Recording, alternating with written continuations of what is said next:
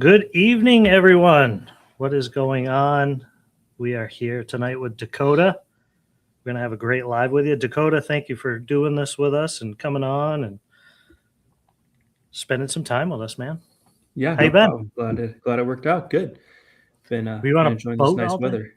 Yeah, Yeah, I heard you're on a we went out. Yeah, we went out for a few hours. Did some surfing and did a little bit of tubing and stuff, and then the rain hit. We got in just in time. The rain hit, and then now we're back here hanging out tonight. nice. You got a local lake you go on there? Yeah, so our county actually has, I think has like 101 lakes in the county. So there's a lot of options.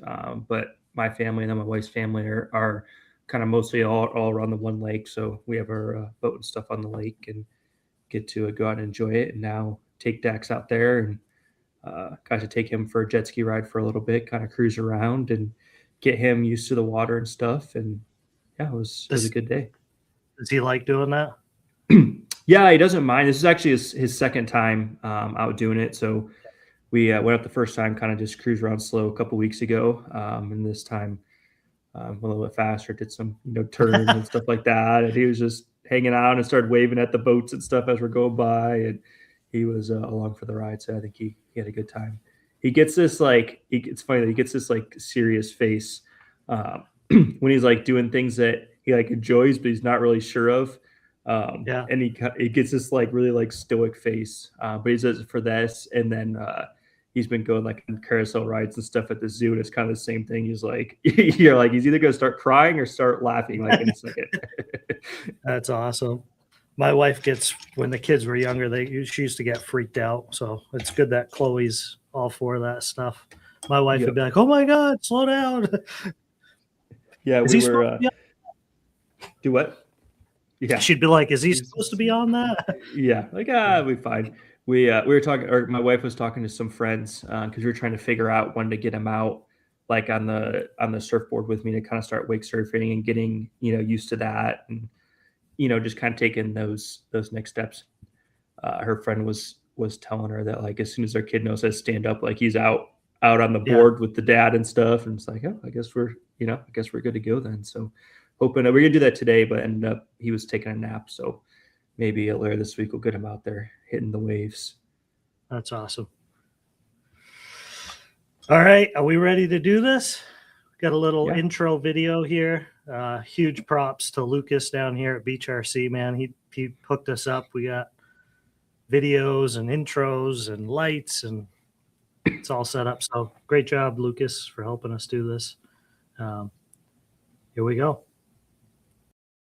Ladies and gentlemen, welcome to the DPRC Live. Before we bring out tonight's guest, I would like you to all think back to what you were doing when you were just 7 years old.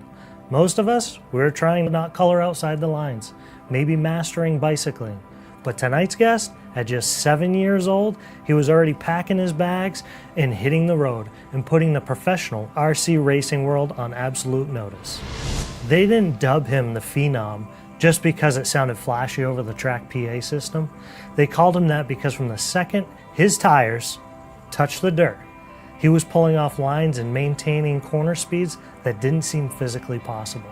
For nearly 2 decades, 19 historic years to be exact, he was the absolute flagship and powerhouse for Team Losi Racing. We literally watched him grow up on the driver's stand, evolving from a pint-sized prodigy to a multi-time Roar National champion, a Reedy race winner, and a multi-time Master of Dirt champion. When RC insiders talk about raw, unadulterated pace, the kind of terrifying qualifying speed that forces everyone else in pit lane to completely rethink their setups, they're talking about this man. But as a true racer knows, tracks change, the industry shifts, and real icons embrace the rebuild. Recently, we watched the end of that legendary 19-year era, opening the door to a massive, bold new chapter in his career. New chassis, new build, but the exact same relentless drive. He is a titan of the sport, a living legend of RC racing, and he's kicking it off with us tonight. Plug in your ears, batteries on charge, ladies and gentlemen, the man himself, Dakota the Phenom Phend. He can smell it. It's within reach. He's got 2 turns to go. Dakota Phend is going to sweep the 2022 Roar Off-Road Fuel Nationals. Dakota Phend, your 2023 Roar 1/8 scale Nitro Buggy Fuel Champion. Definitely fired me up. It pissed me off pretty good. Dakota Phend leading the way. It has been a huge change in his program. After 2 decades, he was running for TLR. A brand new change here in 2025. 2 more corners for him and 1 more decision to make. Is it paper or plastic? He's got this one in the bag. Your Roar National Champion, Dakota Phend. This is all I know. This has been my whole life.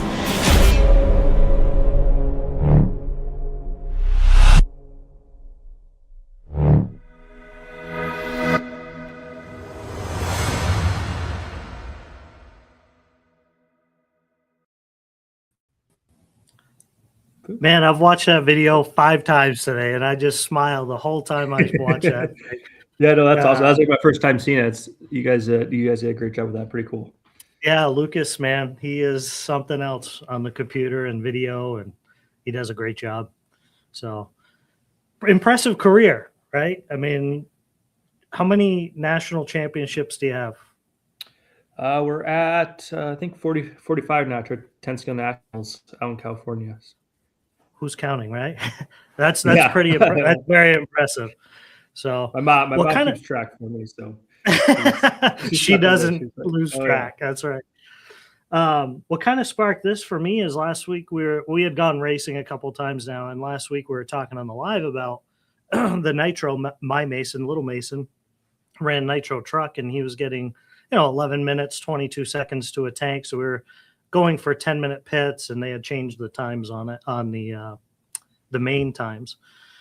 So we had changed that. Well, anyway, people were saying, man, how are you getting 10 minutes or 11-minute pit stops? And I was like, I don't know. We do, you tune the motor. And I think Mason and I first met you at DNC this year for the first time. And you tuned his motor, and man, you spent quite a bit of time with us just explaining things and going over things. And so I was like, man, we got to get Dakota on here and like talk to people about how are you doing this? Like what's working, what's not, what you look for, and actually get to ask you questions. I'm going to turn on the comments, but ask you questions so they have a chance to know maybe what they're doing wrong or how they can improve their program. So that's kind of a focus for us tonight on what we wanted to do. We do have a list of questions, but how do you get, the biggest question I get asked is, I want to run nitro. And I'm always like, are you sure you want to run nitro? Because it's a lot of work. I don't run nitro because my son does, and it's a lot of work, right?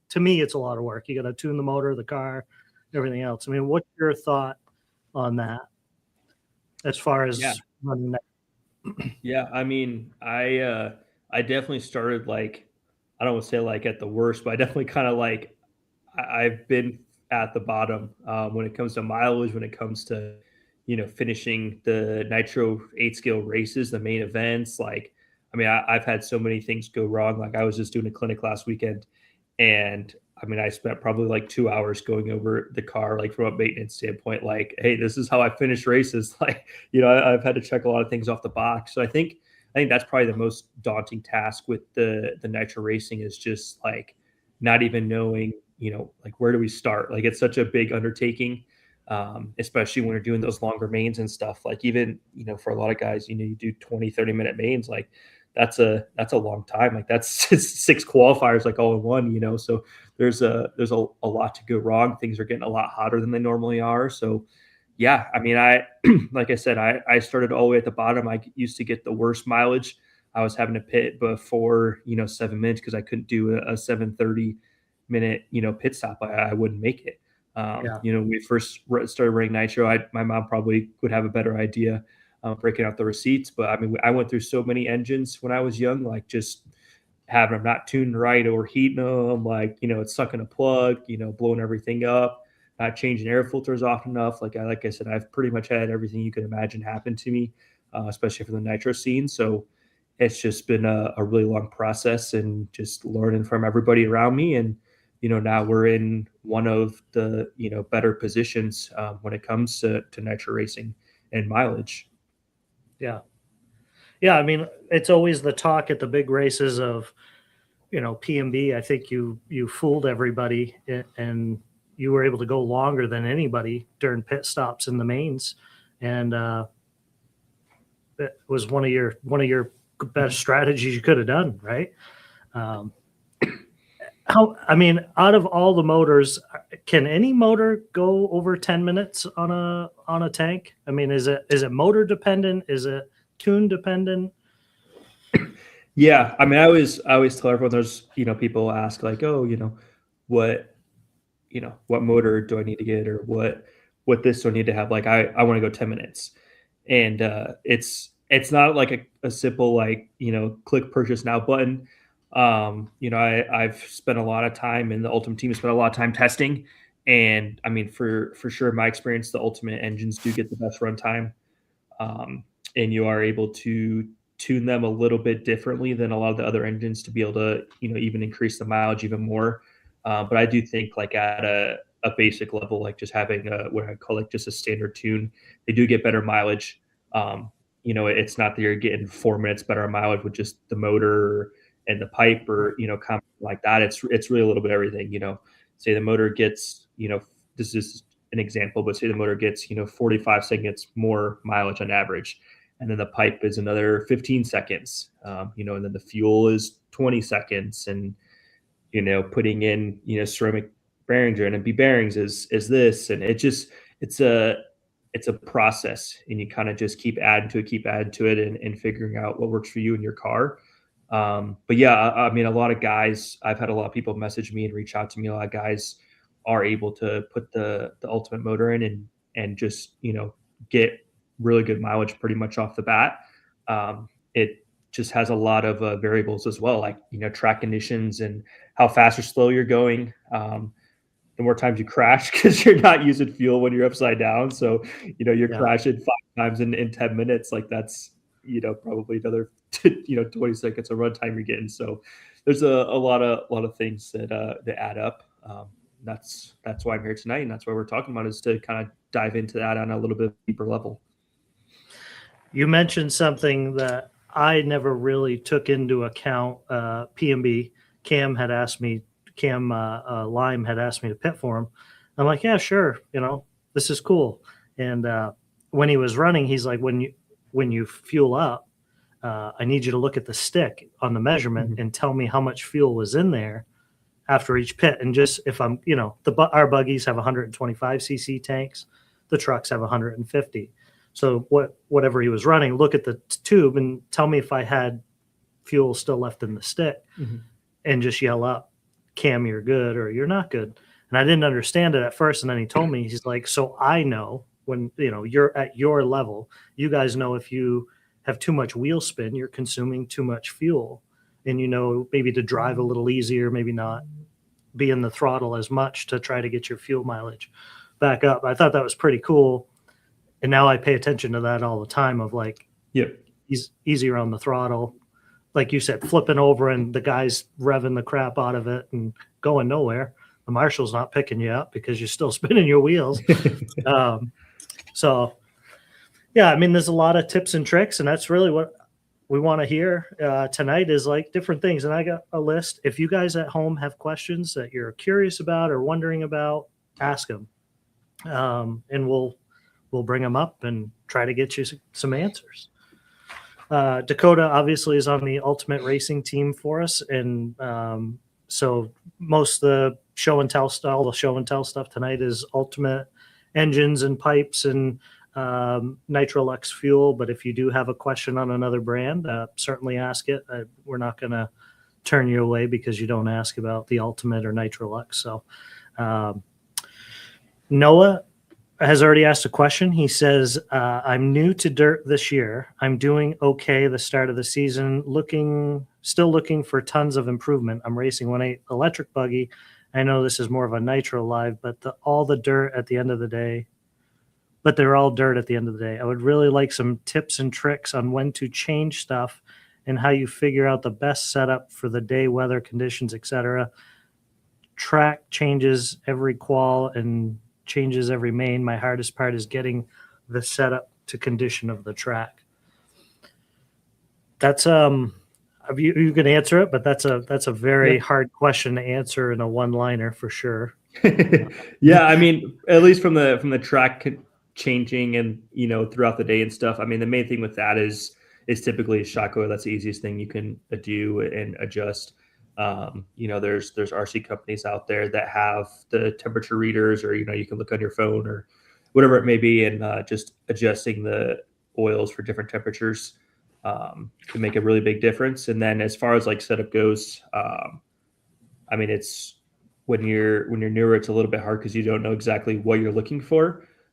So I think really with that, just having a basic general setup and just kind of driving your car, honestly, it's really easy to get lost with the setup and kind of delve down a path and get lost really easy and make the car pretty hard to drive. So I would say if the car is doing everything pretty good, like you're not spinning out or doing donuts, you're not the car's hitting a hole and flying off the track, like you're usually typically kind of at least in the realm, to where it's a little bit more up to you. And then if you have the time on practice days, obviously trying stuff out to learn what does what. You do a shorter camber link, and this is the feeling you get. So when you go to these race days and your car isn't rotating, okay, I can put on a shorter link, have some more rotation, and have some drive out of the corner. I would say that's kind of the best way to go about it. So maybe going to the track when no one's there, running with a 500 shock oil, and then going to maybe a 650 and feeling the difference and just recording it down. Yeah, like, and like once you get the shock oil, like you're running 500 at 70 degrees, you can kind of learn. Every 10 degrees on the temperature, I'm changing 50 CST oil or whatever, is to kind of get the same general feel on the track. And then when you're doing these tests with different toe and anti-squat and camber link length and height and all that, just do the extremes. Go really short, see what it does. Go really long, see what it does. Raise the camber link all the way up, lower it all the way down, and just see what it does, so what that change does. You can write it down if you want, have notes on it, and then when you're at the track, you can go, okay, if I lower my camber link one hole, it's it'll be a little bit smaller of a change, but it's going to do this, and that's what I want to try next. Do you think, I hear it all the time, I want a bigger battery, I want a bigger motor, whether it's nitro, they're always trying to make the car go faster and faster and faster. Do you feel that there's a point where it's like, you don't need to go faster, go slower, crash less, control your car better, and you'll get better results before you start talking about, bigger punch batteries and motors and changing your pinions, et cetera? Yeah, I actually talked about that last weekend. We went and did a track walk, and I was telling everyone, like, my goal normally when I hit the track for the first time, and then my goal for them was to not have to get marshaled the first practice run on the track. I'm like, I don't care how slow you have to go, like, go really slow. Like, we talked about a few sections on the track that are probably going to be difficult. Like, just go slow there. Like, don't overcook it at the end of the straight. Like, brake early, kind of cruise around, like figure out the general speed you need for the jumps, like just kind of getting into a basic rhythm and not wasting, half your time upside down. And they did a really good job with that. And then just build the speed from there. So when you're first start on the track, like having as much power as possible is not needed. And even like the pros, we get into it all the time, especially with e-buggy. It's someone has a faster car, you notice it at PB because the straightaway is so long, but there's one of the pros that have a faster car, and then everybody's back in the pit next run, like turning the turbo and boost up and getting ready to rocket ship around down the straightaway, but it makes it worse on the rest of the track. And it gets to the point, like, even for us, it's hard to manage sometimes power wise. So yeah, for sure, it can get out of control quite a bit. Yeah. How often do you still go to the track a lot? And how often did you go to the track when you were younger? Like, how did you get to the level you're at? I mean, obviously, I know you didn't wake up one morning and be like, I got this. Like, it took work. Like, how did you do that? Yeah, I mean, as a kid, I was at the track pretty much every day growing up. And then as I got, older, middle school and high school level, like we were gone every weekend at an event, doing something, whether it be, traveling on a plane or driving across the country or, somewhere local. Like we raced every weekend. And I was going to school early and staying late, so I was able to still obviously have my grades and stuff, and did what I needed to do. And now it's a little bit different. I just when I am at the point now in my life where I can get burnt out, so I have to manage that and manage like the positive of driving more versus like where my mindset is going to be at the track. If I just went and ran 5 days and I'm going to the track for the next 3 weeks for events. So I kind of manage that. And obviously if there's something that needs to be tested, then you got to go and get it tested and be dialed in, so that when you're showing up to the events that you are in a pretty good spot and ready to go. Right. I know I love RC. We went to the world warm-ups. You were there. And by Tuesday, we stayed a couple extra days. Yep. I was RC'd out. Like Yeah. I got home and everybody's like, "Hey, coming racing this weekend?" I'm like, "Not a chance." I'm like, I need a reset, So some of the questions I got here. Should I get into nitro? Is it a lot of work? I think we kind of answered that one a little bit, right? Yeah, I mean, it's for sure, it's a lot of work. I think that's kind of the draw to it, though, is there's nothing like running a nitro car, hearing the power and just hearing it out on the track and stuff. And the reward when it goes well, being able to do those longer mains and having it go well is pretty awesome. Obviously, when it doesn't go well, it's pretty frustrating, and it is like I said, a lot of work. There's a lot of things that are out of your control. But yeah, I think that it's pretty rewarding when it does go well, and when you do figure something out, and you go out there and you have the engine tuned just perfect and it's out there ripping, like it's a pretty good feeling. Yeah, for sure. Couple quick shout outs. Nancy Phend says great intro video. That's your mom, correct? Yep. And Joe Vitro from Florida. How are you, buddy? We'll be to Florida in a couple months, hopefully. Lance McDonald's on here. Hi, Lance. How are you? Next question. So we at Ultimate Engines, we offer a team motor, which is pre-broken before you buy it. The non-team engine motors are not broken. You have to break them in. What should a general person buy or look for when they're buying the motors? What's your thoughts? Yeah. So I don't know. I don't know the exact price difference between them. But my mindset and what I tell people is that I feel like the team edition is 100% worth it. Not only from a time standpoint, but also from a money, even with it being more money. If you're breaking in your motor yourself, you're spending quite a few hours breaking it in to do it properly. And you're spending a lot of money on fuel. When we would break in motors back in the day, it was a couple quarts just sitting there, letting them idle and break in. And nitro fuel is not cheap now. So you're spending quite a bit. You're spending quite a bit in fuel to get it broken in, just sitting there idling and doing the heat cycles. And then once you finally do get to the track, you're running it rich for 8-10 tanks to kind of get it into a decent spot. And I would say you're going to have probably 3-4 hours on it to get to the point where that team edition engine is. And the cool thing I like with what Ultimate does with the team edition is I feel like a lot more broken in with the oil bath than a lot of what other people offer. It's like it ends up being like an 11+ hour process. They do it in 3 separate steps, and you kind of get that card in there that shows you the first step, this is how long it was run for, second step, third step. And then it has like pretty much their stamp of approval. So they're, taking apart and measuring everything and making sure everything's good to go in between those steps, and then adjusting from there. And like I said, they're not just writing the same number every time. Like if you get a couple motors, like it's different numbers on the first, second, and third one to kind of get it dialed in. So they have a really good thing going there. And then when you do get the team edition, you get everything ready, you get in your car, you start it up. I typically will run, kind of get like a nice easy bench tune on it. Typically the bottom end comes generally close in like the general range of where you want it to be. And then the top end is usually extremely rich. So I normally leave the top end rich. The main thing with that is with the motor still being really tight, having more compression, just not letting it over rev on the top end on the straight, making sure that the nothing stretches funny. Just making sure that when, like I said, when you're going down that straightaway, it's not over revving. That piston gets pretty tight there up at top dead center. So just be a little bit easy on the top end. Run it for the day. I've shown up at large races before with a team edition engine. My first time starting it was, practice day. So for sure, like I said, you lose a little bit on the top the first, say 4 or 5 tanks, and then it usually is pretty good to go from there and runs good.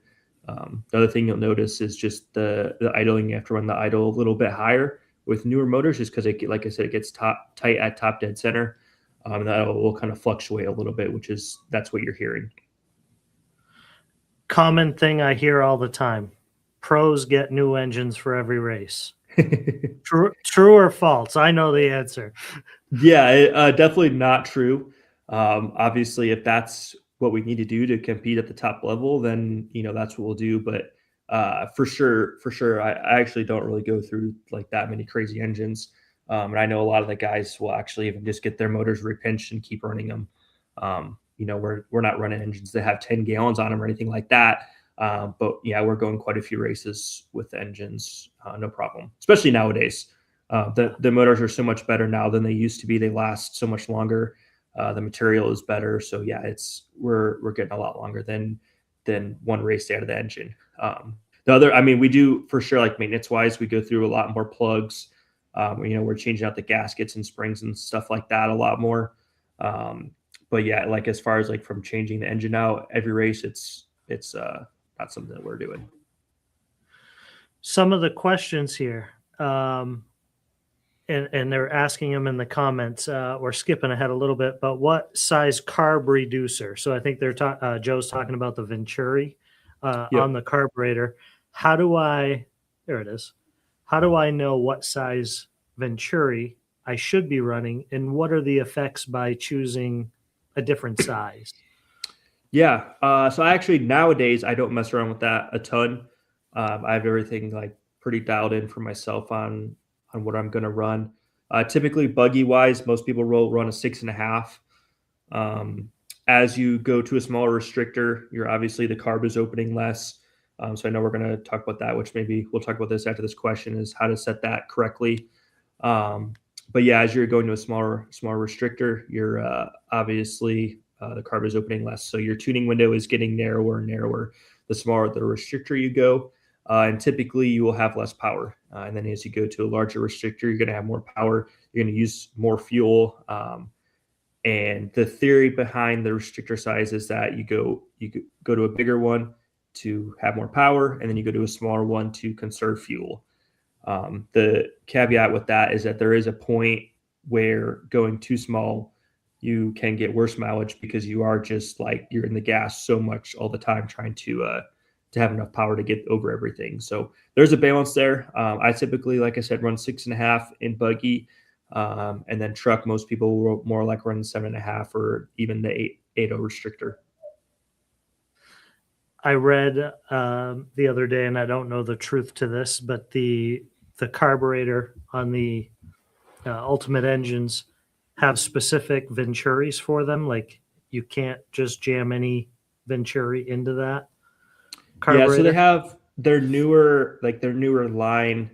I believe I think I don't know if the MXR like version 1 or if it was a version 2. I know like the DP edition engine that we had come out. I know Robert's engine.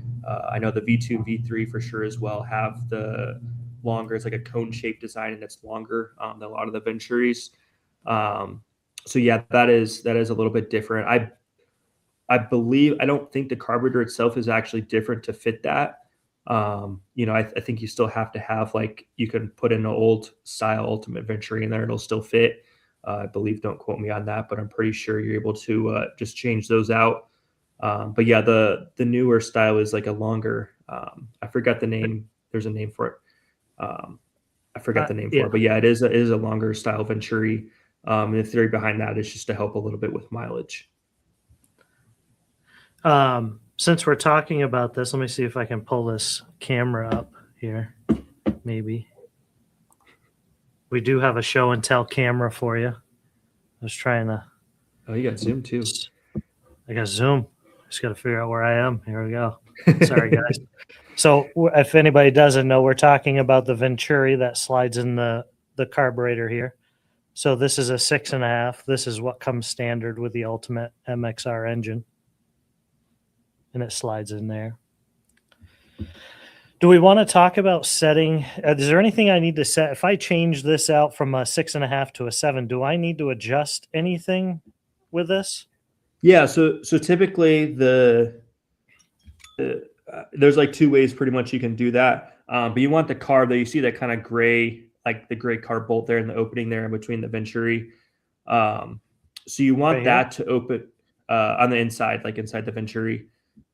You can kind of see the actual carbon there. So the slide. So you see the slide there. So the main thing with that is you want it to open to match up with the Venturi size. Otherwise, if you're not having it open up to 6.5, say you're having it open to 6, then you're not actually, you're actually not actually tuning in at 6.5. And then if you're having it open more, theoretically you'd just be wasting fuel, and it's just there's no point to that. So there's kind of two ways to go about this. One is you take the air filter off and you just have that set where when it opens up exactly with your travel. Get that set correctly. Normally you go a little bit less. You'll kind of see a little bit like that. And then you can kind of do a couple more clicks, have it be nice and flush, and you're good to go. The other way to do that is if you take calipers, you open up the calipers and you put them on over the bottom end and over the middle, kind of have them sit nice and flat. You zero it out. And then when you have the throttle on, obviously you have your car on, you pull the trigger on your radio and it'll open those calipers up more, and you can see what that reading is. So you can set that to where it opens up to 6.5 mil or, whatever the Venturi size is. And then, you're pretty close. You're not having to pull off your air filter and put a new zip tie on and everything. I like that. I've never knew that one. I like that one. Yep. Does anybody have any questions so far? Daryl says, do you run the same setup between e-buggy, nitro buggy as far as suspension and links? I've been finding it easier to focus on setup with my e-buggy and transfer that to my nitro buggy than focus on the engine when running. Nitro buggy. Curious on your thoughts. Typically, yes. If different, usually very minimal. Most of the cars now, like they have their own kit, obviously for e-buggy, nitro buggy, so they're having everything set up where it's pretty similar. Even if like the center diff and everything is in a different spot with the e-buggy, it typically is that so that the weight balance, like front to rear, is usually pretty close between the two cars. So typically you can run pretty much the same setup. Obviously e-buggy is going to be heavier no matter what. So usually you'll see, if anything, you would go up a little bit chalk oil with e-buggy. E-buggies typically have a little bit more grip and normally are easier to drive and maybe don't have the same rotation and aggression as a nitro buggy. But it's usually like pretty similar setup-wise, if not the same. Robert Lavea, did I hear right that the Robert Battier motor V3 is kind of what it is? I can't swap them out. If so, does Ultimate sell them in different sizes? So, the Robert Battier is a V2 engine. The V3 just came out, and the only difference with the V2 and the V3 is the high-speed needle here on the carburetor. So, I have a second carburetor here. This is the V2 carb, and that one's the V3. They look identical except for the high-speed needle. You can't buy just the needles. We get that question every day. And honestly, I don't know unless you're DP that you would know if you're running a V2 or V3. I think you still run the V2. Yeah, actually last weekend I ran the V3 for the first time. So I got it in there and ran it. And, obviously it ran great. I wouldn't expect anything less. Did 10-minute stops in the main, no problem. And yeah, she was good to go. But I have not done like a direct comparison between the needles between the V2 and V3. Yeah, I think it's more of just an ease of tuning is how they explained it to us. But as far as the Venturis on them, you can use the Ultimate Venturis, which only come in, I believe, 6.65, 7.75. I don't think you can get an 8.0 in the Ultimate. Maybe you can, but just be careful, Robert. I would say if it's not sliding into your carburetor, don't jam the thing in, right? And if it's not sitting flush, maybe right here, if you're not seeing it flush, if it's sticking out, I don't know if you can see would that. be good. Yeah, because you'd be sucking air around it. Yeah, not ideal. I hope that helped. What about this is one of our questions. We haven't gotten to it, but another good question by Joe. Should I be running the P3 or P4, which is hot or ultra hot, and should we be running gold? Yep. So I always run the P3 plug with the Ultimate engines, and from what I've seen, pretty much like any OS or OS based engine, the P3 is pretty much where you want to be. They do run hotter than the P4. So some people will run a P4 just to kind of have the motor run a little bit cooler, but typically you do have a noticeable dip in power. And I've run in some pretty hot conditions. We actually tried the P4 plug at Redovon Worlds, and even with how hot it was there and how big and like gnarly the track is on the motors, the P3 was 100% still the way to go. I know some guys will run like the P3, P4 plugs with different brand engines, and some of the different brand engines like the P4 over a P3. But I would say for Ultimate or anything OS based, I would just run the P3. And then as far as the standard plug versus the gold plug, I mean, the idea is that the gold plug idles better. I feel like it does. There's some people that don't feel like it does. Obviously, there's quite a bit of a price difference with the gold plug, so it's not something where you're getting 2 minutes more runtime with the gold plug, or you're getting 20% more power or anything like that. It's supposed to just idle better and be a little bit more stable on the bench and coming back down to idle, but it's not like the end of the world kind of thing. So I don't know. I always run gold plugs. I feel like the idling's a little bit better when you're running the motor really lean like I do. Like even if it idles 3% better, for me it's worth it. But it's not, like I said, it's not like a crazy drastic difference. I saw a thing on Facebook or something that there's some off-brand glow plugs being sold, and people are buying them, and they're going bad immediately. So be careful at what brand glow plug you're buying. Just make sure it's not some,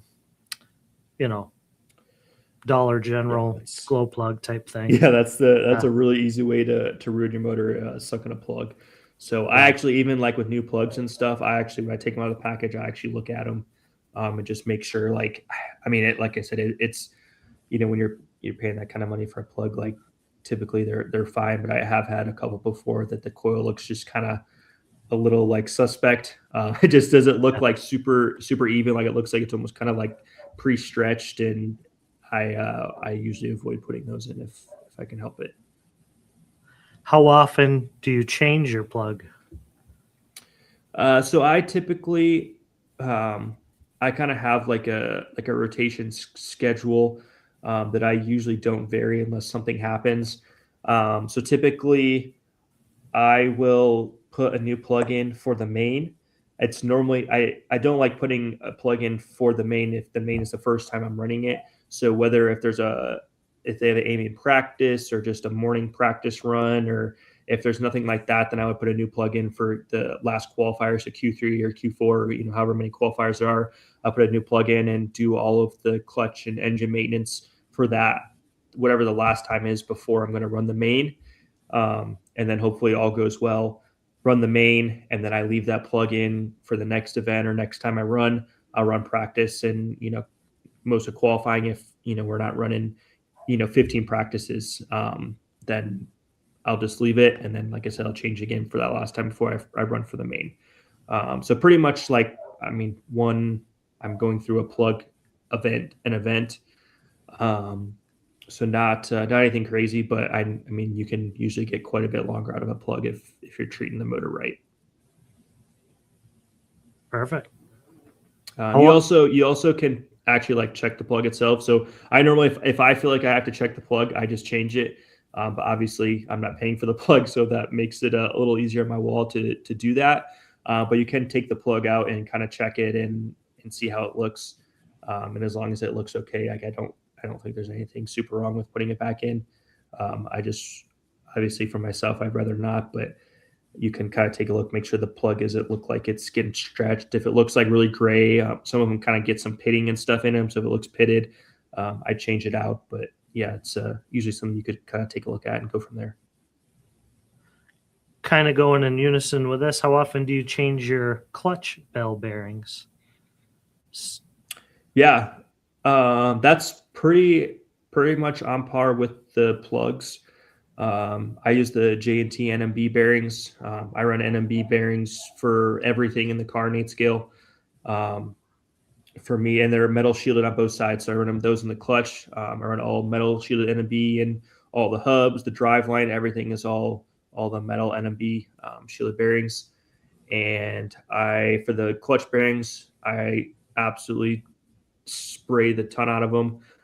Just like I feel like I'm using like a whole brake cleaner bottle per vent, but just spray them a lot. Make sure that you get all that grease dried up, and then if you have the option, just take an air compressor and blow them out afterwards, get that grease all out. And then yeah, like I said, I'll kind of do the same thing as I do with the plug. I'll put new ones in for the last time before the main, run the main, and then I'll leave those in for the practice for the next event as well. Okay. Would you use on your motor bearings? How often should you be changing them, front and rear? And then also, are you using regular bearings, or would you recommend ceramic bearings? Yeah. Hopefully you just don't have to change them. I mean, that's obviously the most ideal. Typically the rear bearing, that main bearing that's actually inside, typically that does not go bad. I mean, very rarely I've seen that where it gets a little bit crunchy. Obviously if it like goes bad, then the motor's probably done, because it's going to absolutely just destroy everything on the inside. So hopefully you don't have that issue. Like I said, very rarely I've seen it get a little bit crunchy, and then I would change it out. But most of people's issues are the front bearing. And with that, the front bearing normally will just leak. Something I tell everyone, especially if you're noticing like the engine starting to idle weird or just acting a little bit like funny, not having a stable idle, just anything out of the ordinary, or really, like I said, this is a good time, that last run before the main, taking the car out and checking this, is if there's a lot of like a wet spot right there where that front bearing sits. And normally it will be, right behind the clutch and clutch bell. It'll sit right there, and it'll be kind of a wet spot on the engine. That's a really good sign that your front bearing is leaking. So then from there, you kind of have to decide how bad it's leaking. Like, when's the last time you've had the motor out to check it? So if you took it out, last run and cleaned everything off, and then that next run you go out there, you pull it back out, and there's a puddle sitting on your chassis under the front bearing, then like that's really bad. If it's, been 2 race weekends before you take the motor out and there's a little bit of moisture there, typically it's not a big deal. It's not an end of the world. If it's leaking very slightly, then a lot of the time you don't notice. I don't think it really is actually sucking air. But if it's leaking a lot, it's for sure sucking air, and for sure it's a problem. And I just always run like whatever the stock bearings are, just so you don't have an issue. Okay. Joe's asking, do you put oil on the clutch bearings after you clean them? I do not. I mean, if you do, yeah, I don't think I would do that, even like just a little bit. Because really the main thing with spraying them out is that so the grease isn't getting on the shoes and stuff, on the clutch shoes. So if you're putting oil back in them, then it's probably going to go all over the clutch. And you can hear the clutch if it's slipping. That's kind of one of the reasons why you see people actually seat the clutch. So when you put a new clutch in or new bearings, normally you'll have, set the car down on the table hard, kind of compress the suspension, get on the gas for a second or two, lift it back up, and you do that, 3 or 4 times. And that's one, to seat the shoes on the clutch bell, and then also kind of get that material off the clutch shoes. And then if there is grease, it shoots out of the bearings. It kind of gets that off as well. Front bearing, back seal, in or out? Front bearing, back seal, in or out? I'm not sure. Back seal. I'm assuming saying like the front bearing is, I mean, typically they have rubber seals on both sides there. But obviously you want to make sure that if it only has a rubber seal on one side, you want that rubber seal to be pointing out, just to try to block all the dirt and stuff.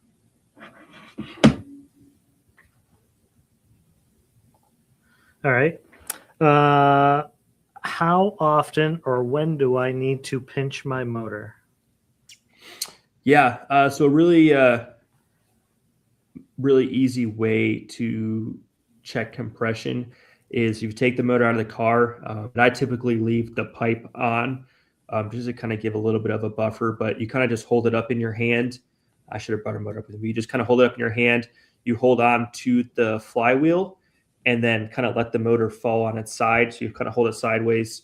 You'd hold like right where the clutch is, kind of like that, and then let the motor fall down. And if the piston goes through top dead center and then goes back down again, it kind of like falls down. Then usually that's a sign that you're kind of getting to the end of the life of the compression. You either need a new motor or you'll have to get it repinched.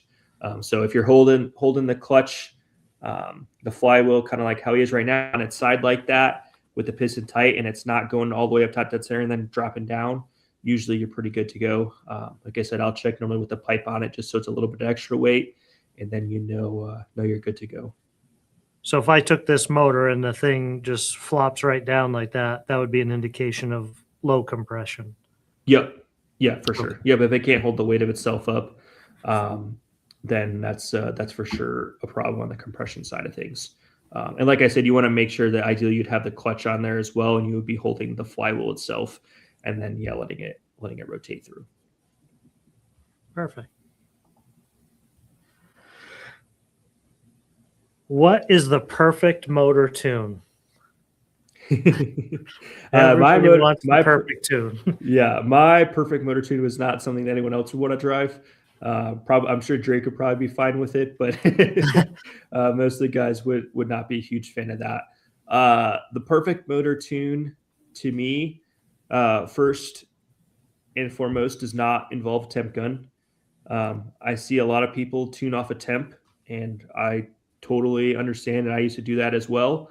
But I feel like with where the motors are at nowadays, if your motor is running good, then it's happy and it's content with life. If it's way too lean and it's coming in pinging and high idling and just all over the place on the track and running on it then in the straight, then it's probably too lean. If you're blowing smoke and fuel out and it's hard to get over the jumps, and it's probably too rich.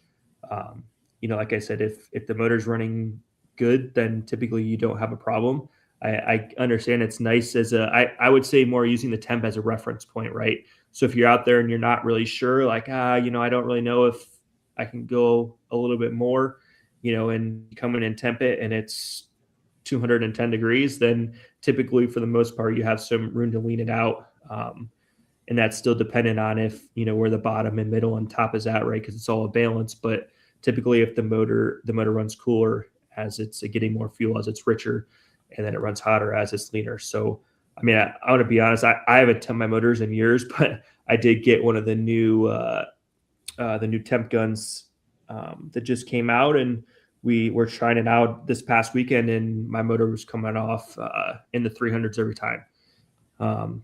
And like I said, I'm not changing motors every weekend. I'm running them for multiple races normally, at least 3 races, and, still be totally fine. But that's like, I would say the bare minimum. And I'm running over 300 degrees. And like I said, getting plenty of life out of the motor. I'm not losing compression really quick. I'm not going to say that doing that is fantastic for the motor, but it's not a problem. And like I said, I'm not going through plugs every weekend. I'm not blowing through 4 plugs going out there because it's running so lean and so hot. Like it came in, and it came right in. I don't find the guy did the temp and he was like, holy boy. And I was like, it's running good. Like, it's happy there. So if your motor is 10, 15 years old, then I would be a little concerned because it's probably has no compression left in it. But like I said, the motors nowadays are so much easier to tune. The reliability is so much better than it used to be. You can get away with running the motors a little bit hotter, and even just the performance is a lot better than it used to be. So, the motors are going to run hotter as well. Yeah. I know our motors typically coming off at 290, and everybody sees that and they're like, "Ooh, that's pretty hot." And I'm like, "It runs really good. He did really well with it." Like, yep. I don't know. A lot of people do tune by temp for sure.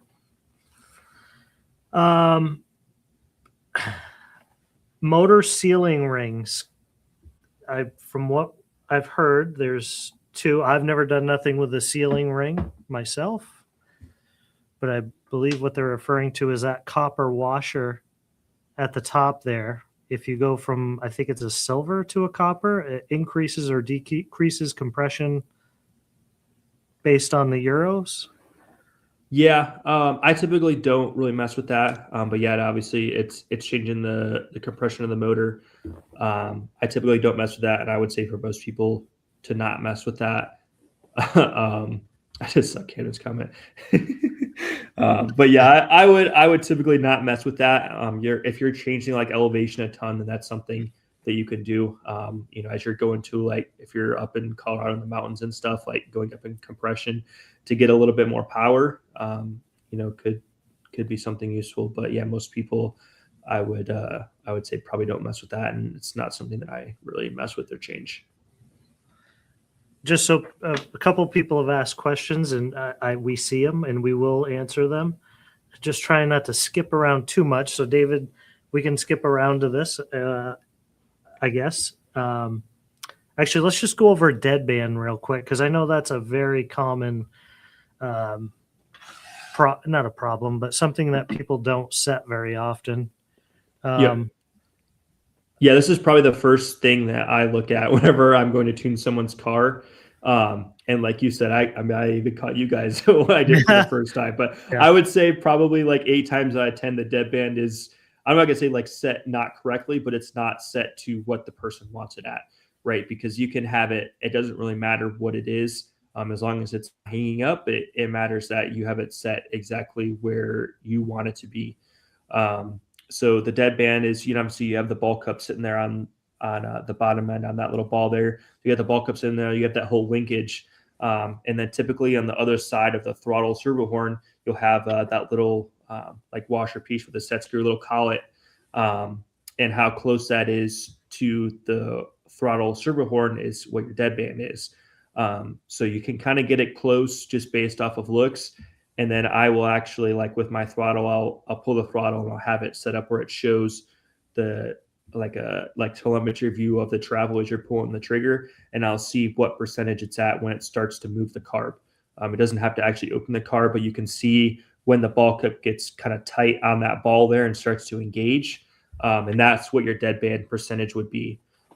Typically, like, when you're running electric cars and stuff, your deadband is typically like 4 to 8% range. So that's kind of where I tend to be more kind of a little bit towards the higher end of that. So like 7 to 10% range is usually a pretty safe range of deadband. And then from there, I'll flex the car front to rear. So take the car, kind of flex it in and out, flex the chassis some, and just make sure that when you flex the chassis, it's not opening the carb at all. And then you're good to go. But I see a lot of people that are having 20, 25% deadband. So all of that throttle, the first 25% of the throttle isn't doing anything with the motor at all. And that makes it a lot harder to time jumps, and people are, the motor's not going, or it's got no bottom end power, but it's just because they're pulling the trigger and it's not even doing anything with the motor. So that's always like the first starting point, is you want to do that first, get that set. And then that obviously changes how much throw, how much you're opening the carburetor. So you have to set the deadband first. That's step one. Then you can go and set the throw, make sure that the carb is opening correctly to the correct restrictor or Venturi size. And then, like I said, just keep kind of checking things off the list. But the deadband you got to do first. Then you set the Venturi opening size, see how much that opens, get that correctly as well. And then you can, start it up and get the tune going. Do you preheat your motors? I do not. It's better for the motor to preheat it. If it's really cold out, then I will. But typically I just kind of do like a nice startup, hold like normally around like 20-25% throttle. Just kind of let the engine warm up nicely with a little bit of throttle, but not too crazy. I don't like starting it and just letting it, giving it blips and revving it out, do anything like that. Like I said, I'll just hold it steady throttle, 25% throttle for honestly, like at least a few minutes. And then from there, just kind of start to nicely, clean it out, get all that the load up out, and start, kind of tuning it from there. But I typically don't preheat. If you have an engine heater, it doesn't hurt at all. The only thing I would caution with is I've been seeing a lot more people take actual like heat guns, and they have these stands and they just have it sit there in the engine, and you're absolutely roasting your plug. That can't be super ideal for the plug. So I would caution against doing that. If you have like a physical heat gun that you're going to use, make sure that you just have the body off and you're heating up the crankcase a little bit, heating up the side of the head, like not just sticking it straight on top of the glow plug and getting that thing that's 600 degrees. Yeah, we see it all the time. People stick the heat gun inside of here and they're heating up. You're heating up the cooling fins, which you're trying to heat up is this chamber to make it expand so that piston isn't as tight on initial startup. Am I wrong? Yeah, exactly. You're trying to heat up the crankcase and the sleeve and the piston a little bit, just so it expands a little bit and it isn't quite so tight. You'll see with brand new motors, especially, like they'll get stuck when you're trying to turn them over on the starter box because they're so tight. So yeah, if you're, like I said, I'm doing the team edition engines.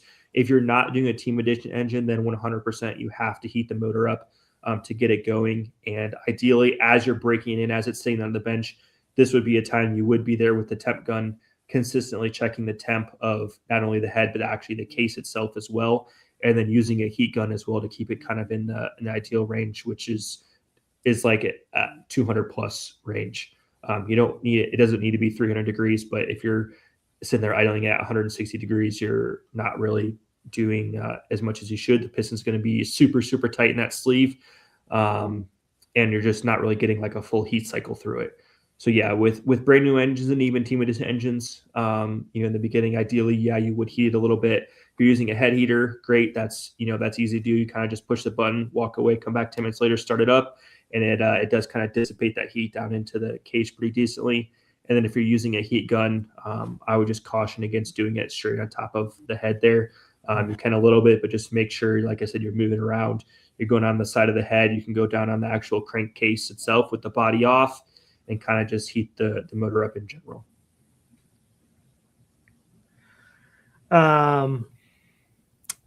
I think going back to some of the other questions, 3-shoe or 4-shoe clutch? This is the 4-shoe. This is the adjustable 4-shoe. And then this is the 3-shoe. Yeah, that's a great question. I would say typically on most tracks in the US, the 4-shoe is the most standard and kind of the way to go. Typically what you would see with a 3-shoe is that it's going to have more drive and hit a little bit more aggressive. So in Europe, the 3-shoe is something that is used, I would say, like 90% of the time. And that's typically what I've run in the past at Redovan or other worlds overseas, just because you want to have that drive. And the 4-shoe is normally a little bit easier engagement wise, a little bit smoother, but it doesn't quite have that like punch and rip out of the corner. But you just don't typically see that on tracks here that have enough grip to really utilize that. With that being said, at Thornhill, it may be an option to use a 3-shoe if the track grooves up enough. I'm planning on starting with the 4-shoe and then maybe making that adjustment if needed. And then obviously I know some people were asking about clutches and shoes and springs and all stuff like that. There's a lot of adjustability between a 3-shoe and 4-shoe to kind of get a larger range or smaller range, to kind of get the 4-shoe closer to a 3-shoe, the 3-shoe closer to a 4-shoe, and really any combination that you need for the most part. Do you run the adjustable 4-shoe on your motors? Yeah, I have. Like I said, I'm kind of always tinkering with the clutch. The clutch is really important feeling wise. So it is something that I tried and ran at Thornhill for the World's warm up. I ran that. I ran the X-ray Hootie clutch. Like I said, really just kind of trying to get everything dialed in, and yeah, it's obviously it's a good clutch. It was working good. We ran through that, the 3-shoe, like I said, the X-ray, the Hootie clutch. I've tried pretty much every clutch and clutch combination you can imagine.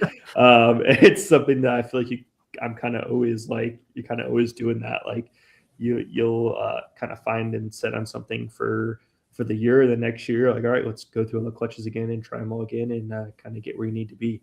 But with that being said, I think there were some questions about like how often you're changing shoes and springs from a track condition and maintenance standpoint. The springs you're not changing as often. I normally would like change the springs out like from a being worn standpoint after, going through like, probably 3 sets of clutch shoes. You could maybe do a little bit more. They just obviously wear out with time. The clutch shoes, it's a little bit hard to say 100% as every brand clutch, every shoe material, different springs, like it's all going to make a difference on how long it's going to last. But typically, like if you see towards the bottom of the shoe, if there's like a lot of metal buildup there, that's a pretty good sign that's pretty worn. If you're seeing more towards the top of the shoe, like there's a wear mark all the way up to the spring itself, like in that gap area there, that's a pretty good sign that the whole shoe is having to open up for it to engage. So that's a good sign as well that your shoes are starting to get worn out. And another thing, obviously, is just on track. If you're out there and you hear your clutch slipping or you're really just not getting a drive, but the engine is out there ripping, then the shoes are probably something that I would take a look at and maintenance if needed. And then from a setup standpoint, that is something that I think most of the pros, at least myself, I'm changing quite a bit. Typically more springs than actual like material, but I'm still changing the materials and stuff as well. So the X-ray clutch has a carbon shoe, soft, medium, and hard shoe. And then there's 3 different springs. So there's a lot of possibilities with that. The Ultimate shoe has quite a bit of adjustability as well. And I know that they're working on more adjustability on top of what they already have. So yeah, it's something that I am tinkering with and changing for every track, and making the power band kind of how I want, engaging how I want. A lot of it is kind of like from a bump standpoint. So on the bumpier or lower grip tracks, you're wanting the clutch to engage a little bit sooner, which would be a lighter shoe or like a softer shoe material itself, or a lighter spring. Engage a little bit smoother, not have as much time to rev up when it does engage, so it's not hitting quite as hard. And especially like with bumps and stuff, if you're hitting, if you have a really stiff clutch, when it hits that bump, it's going to be revving up and it's going to make the car very hard to drive. And then as you go to higher grip tracks, you would want a stiffer clutch, so harder shoes or stiffer springs, so that it waits to engage a little bit longer, can rev up, and then when it hits a lot harder, and you have more acceleration, more drive, and it's not bogging down as much. If any of you are running the Ultimate 4-shoe clutch here, I don't know if you can see it on the camera. I'm trying to work upside down and backwards, but there's Roman numerals 1, 2, and 3. These clutches are adjustable under your car. If you can see, there's holes in the base plate and then in the flywheel, and you can adjust that to setting 1, 2, or 3 to give the springs more tension. If you need it on a track.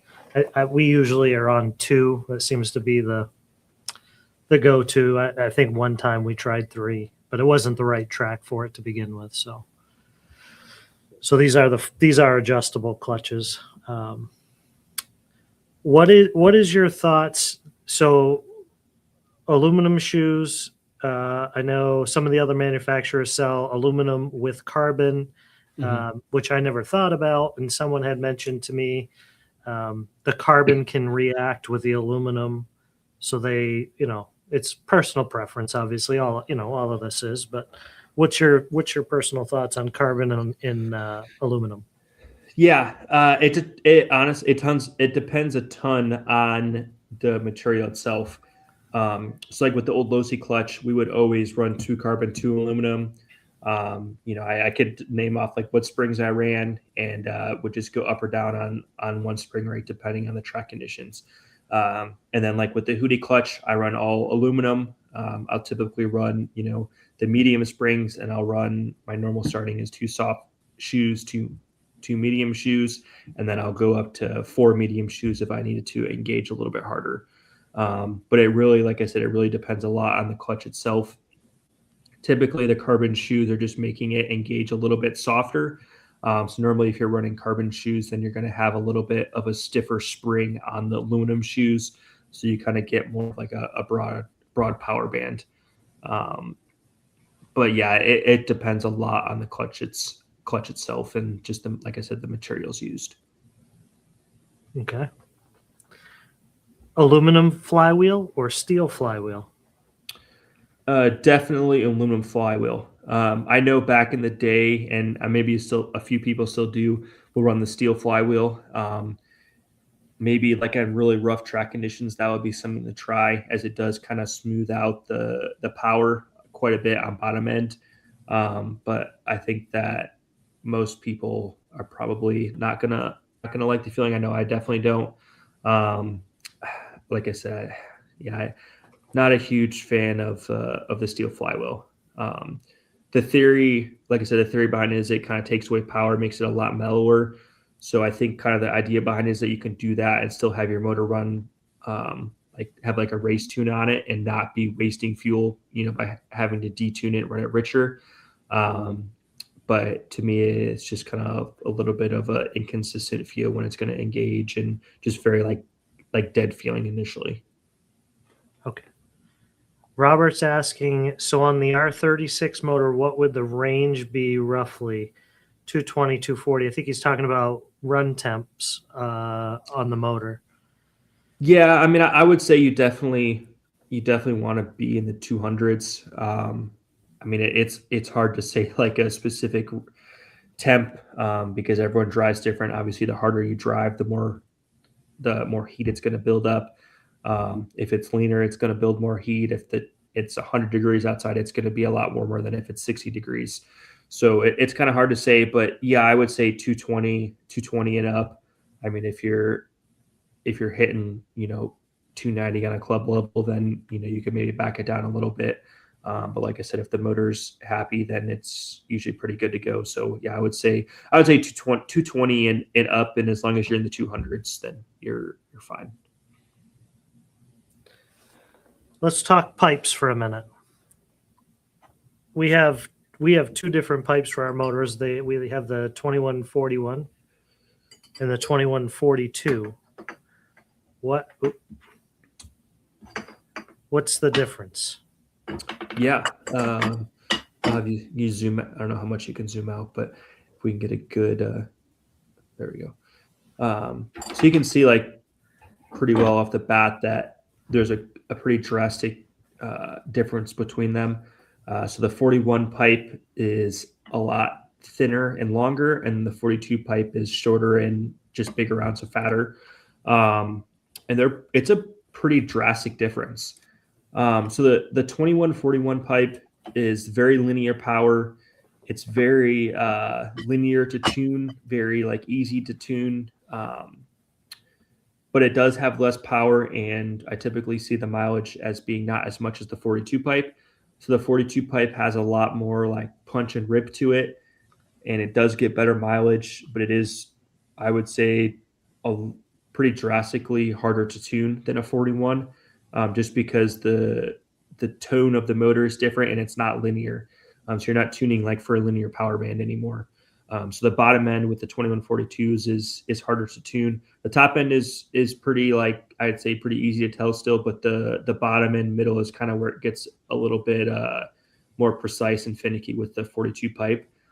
It's by no means like impossible to tune or anything like that, but it is for sure a little bit more difficult to tune than the 41. But you are getting, like I said, a pretty large increase in like bottom mid-range pop.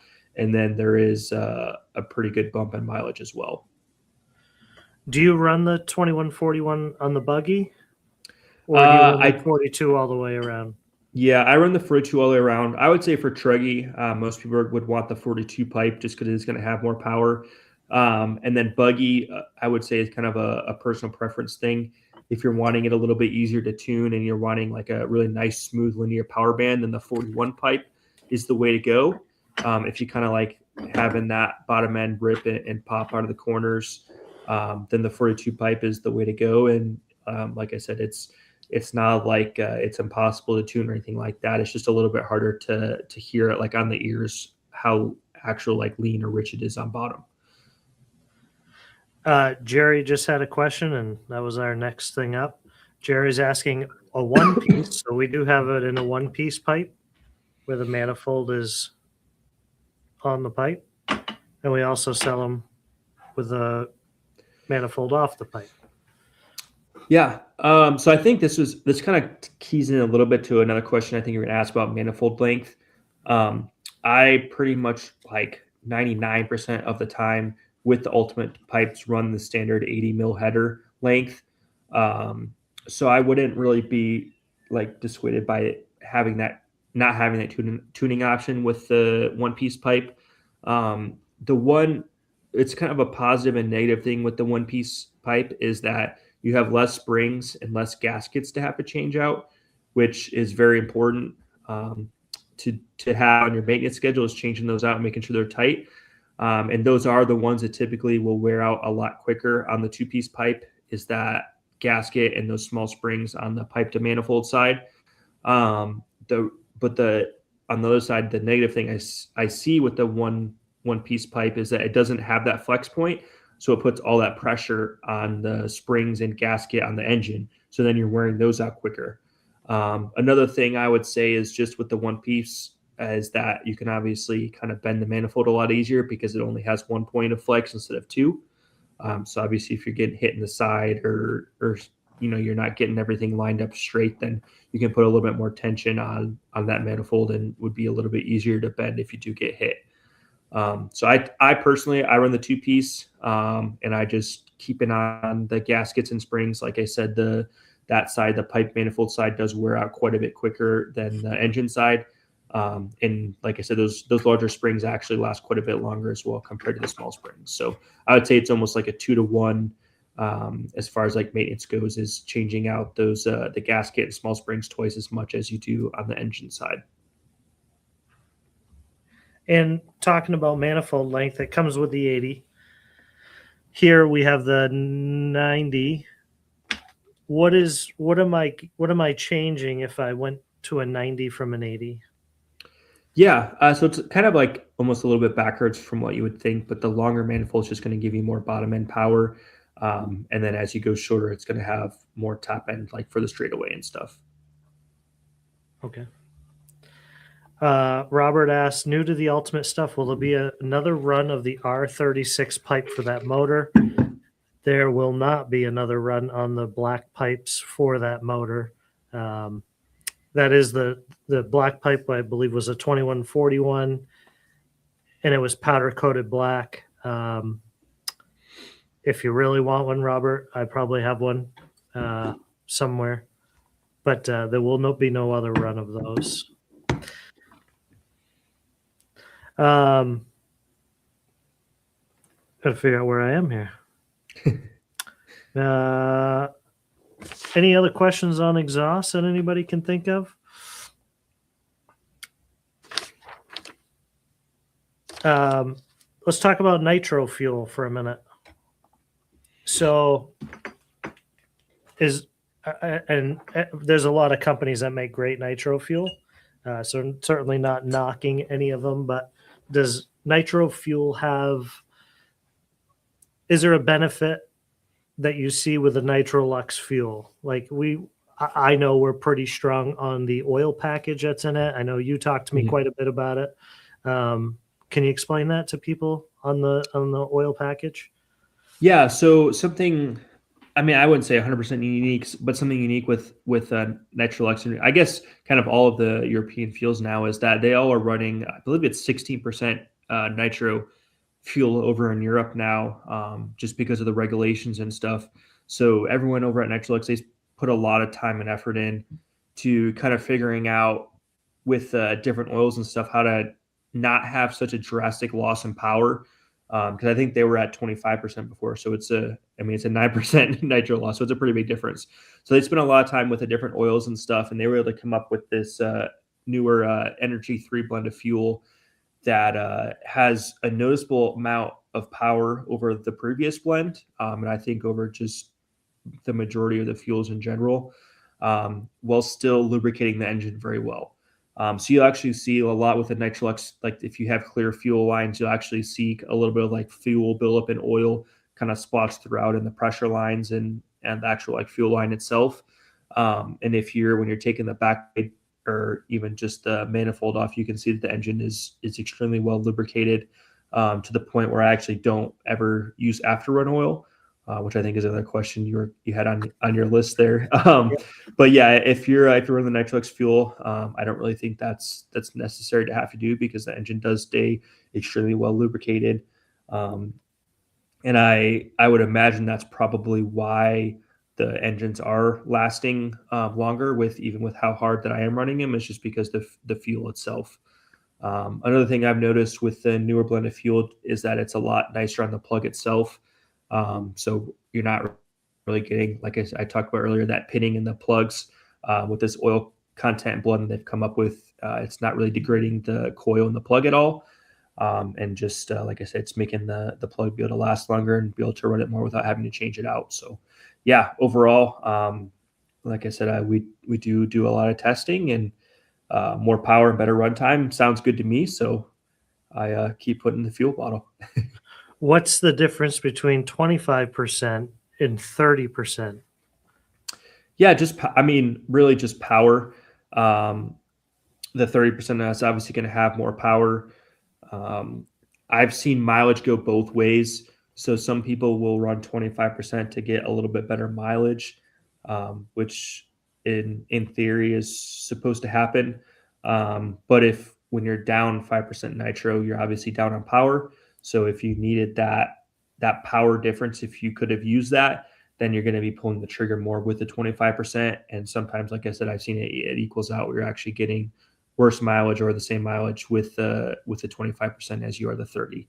The other thing is with the 30, you're having more power, so you're not having to run it quite as lean. You'll see with the 25%, you're kind of a little bit more like on the ragged edge. Normally it runs a little bit hotter and is a little bit, like I said, it just runs a little bit hotter, and you're having to run it a little bit leaner than you would with a higher percentage content. So your fuel of choice, if you had an option, would be 30? Yeah, I typically run 30.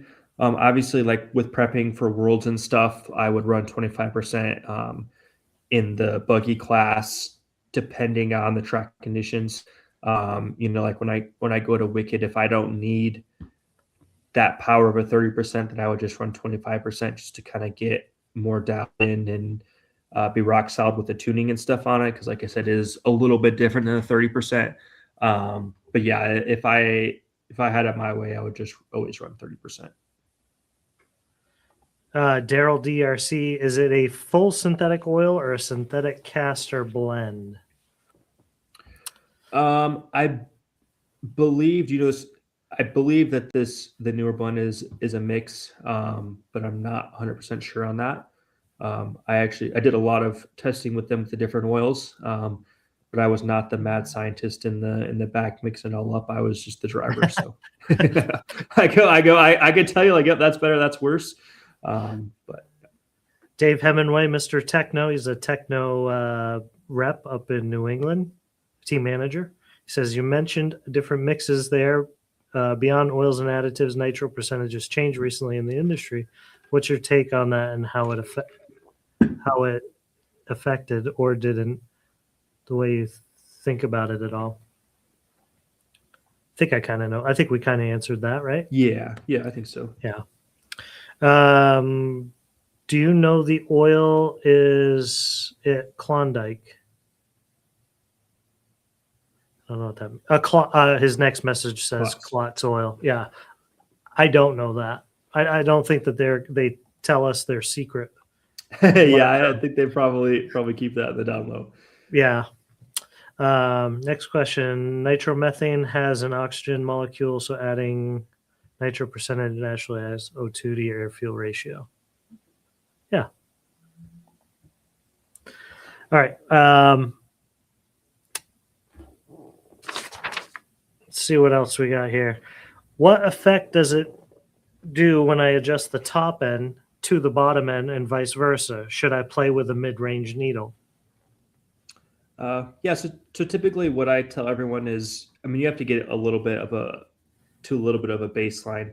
Obviously, if the top end is like 10 hours rich or something, then you can go ahead and adjust that, especially like when the motor is brand new. But typically, what I tell everyone is I like to start at the bottom and work your way up to the top, because everything that you do with the bottom is going to affect anything above that, and then same thing with the mid range. So the bottom affects the mid and the top, and the mid will affect the top a little bit.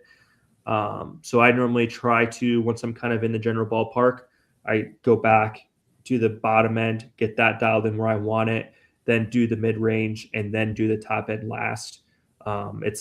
It's not like a 1-to-1 ratio. So you lean the bottom out an hour, it's not leaning the top out an hour, but it does affect it a little bit. So I typically like to start, like I said, at the bottom and kind of work your way up.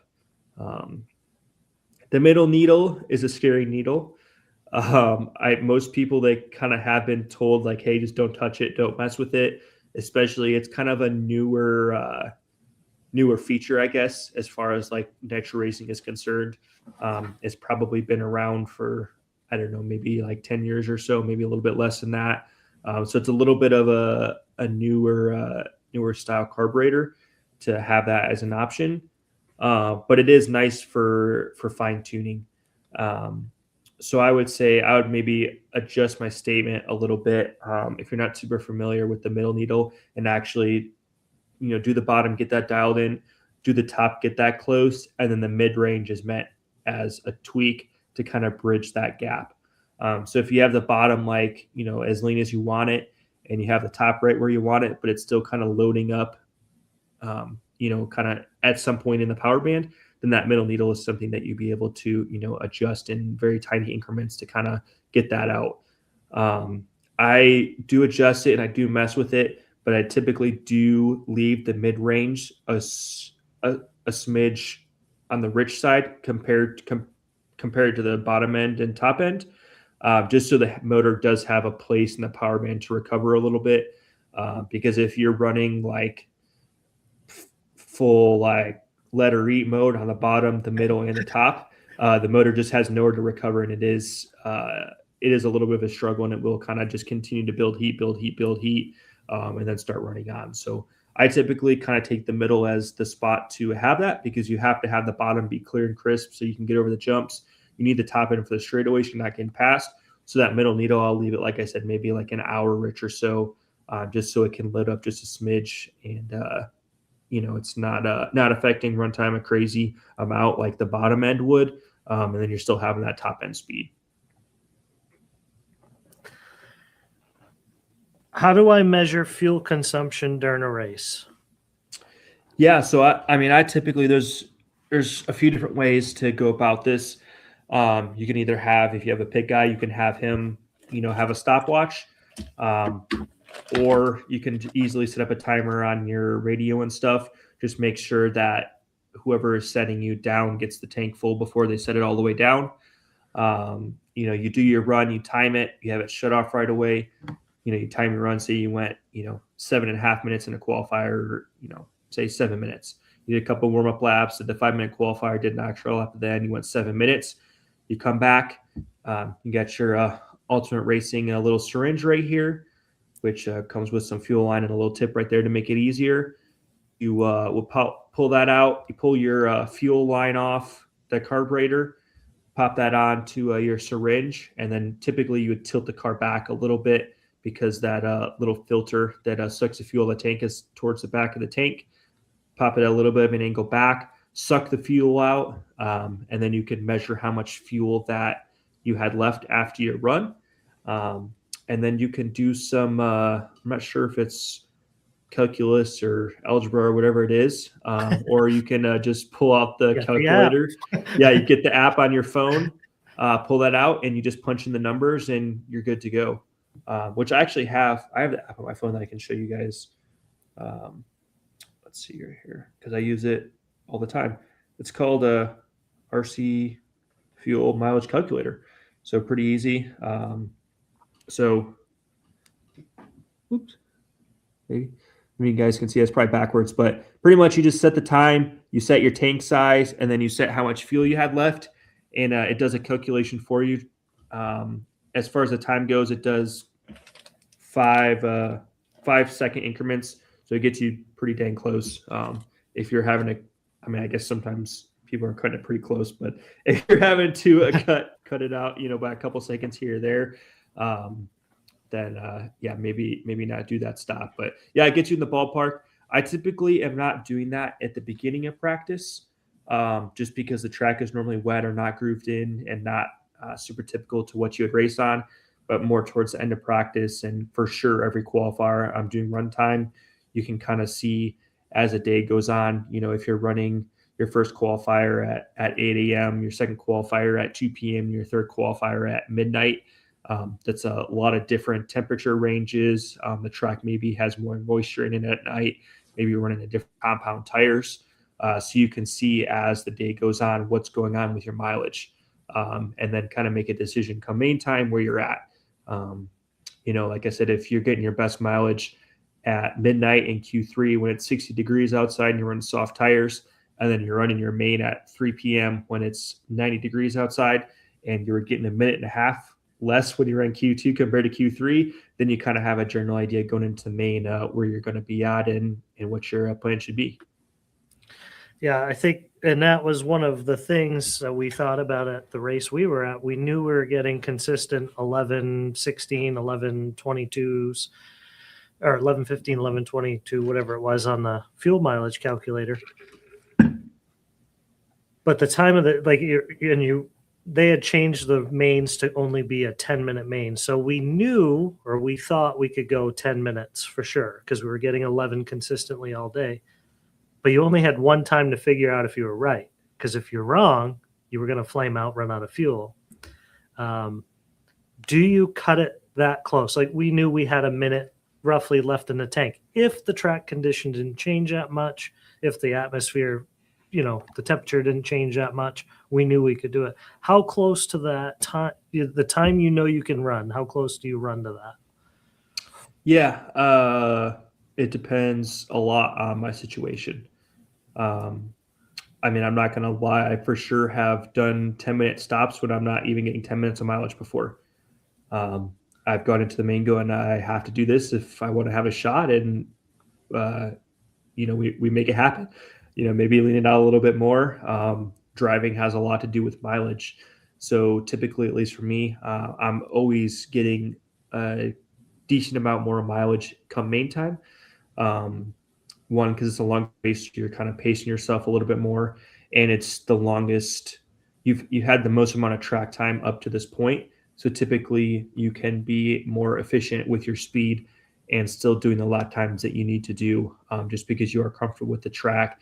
You can carry a little bit more rolling speed before you're braking. You're kind of locked in on your braking points and how much power you need to get over the jumps and all that. And you can really work on doing that as efficiently as possible.